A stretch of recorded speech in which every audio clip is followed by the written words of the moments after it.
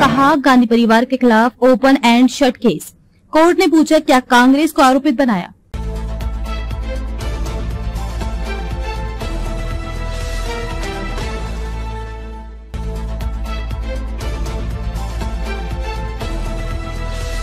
National Herald money laundering मामले में एक बार फिर दिल्ली की राउज एवेन्यू कोर्ट का माहौल गर्म रहा। प्रवर्तन निदेशालय ईडी ने गांधी परिवार के खिलाफ गंभीर आरोप लगाते हुए दावा किया कि ये एक ओपन एंड शट केस है। गुरुवार को हुई सुनवाई के दौरान कई अहम बिंदु सामने आए, जिसने पूरे मामले को एक नई दिशा दे दी है। मुख्य आरोप क्या है?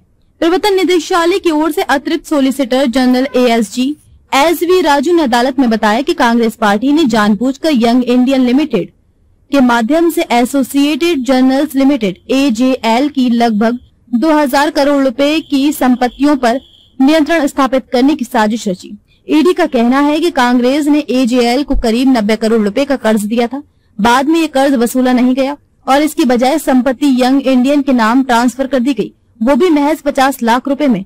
यही नहीं, ईडी का दावा है कि इस पूरे ट्रांजैक्शन को एक सोची समझी मनी लॉन्ड्रिंग प्रक्रिया के तहत अंजाम दिया गया। वित्तीय सबूत और गवाहियों की पेशकश ईडी ने कोर्ट में इस कथित साजिश को सिद्ध करने के लिए कई दस्तावेज और गवाहों के बयान प्रस्तुत किए। इन सबूतों के जरिए एजेंसी ये दर्शाना चाहती है कि गांधी परिवार और उनसे जुड़े नेता इस लेन देन के पीछे मुख्य भूमिका में थे। एजेंसी का ये भी आरोप है कि फर्जी चंदे और किराए की आड़ में पैसे की हेराफेरी की गई, जिससे AJL की संपत्तियों को कांग्रेस के नियंत्रण में लाया गया। इसमें से कई संपत्तियां दिल्ली, लखनऊ, भोपाल, इंदौर, पटना और पंचकुला जैसे प्रमुख शहरों में है। कोर्ट का अहम सवाल, क्या कांग्रेस पार्टी आरोपित बनेगी?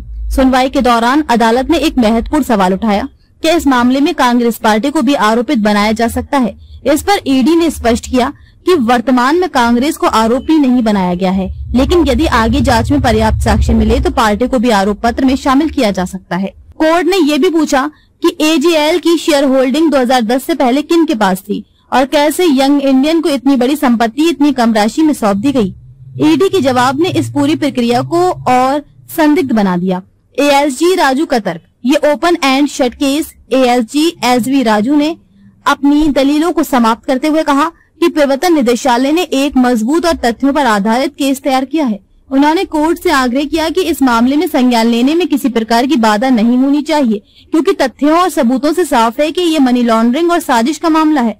राजू ने ये भी कहा कि वे अपने तर्कों को पूरा कर चुके हैं, लेकिन यदि आवश्यक हुआ तो वे उत्तर देने का अधिकार सुरक्षित रखते हैं। उन्होंने कोर्ट को जानकारी दी कि उनका रिजवाइंडर पुनः उत्तर अगली सुनवाई में प्रस्तुत किया जाएगा। अगली सुनवाई में क्या होगा? फिलहाल कोर्ट ने ईडी की दलीलें सुन ली हैं और शुक्रवार को बचाव पक्ष डिफेंस अपनी बात रखेगा।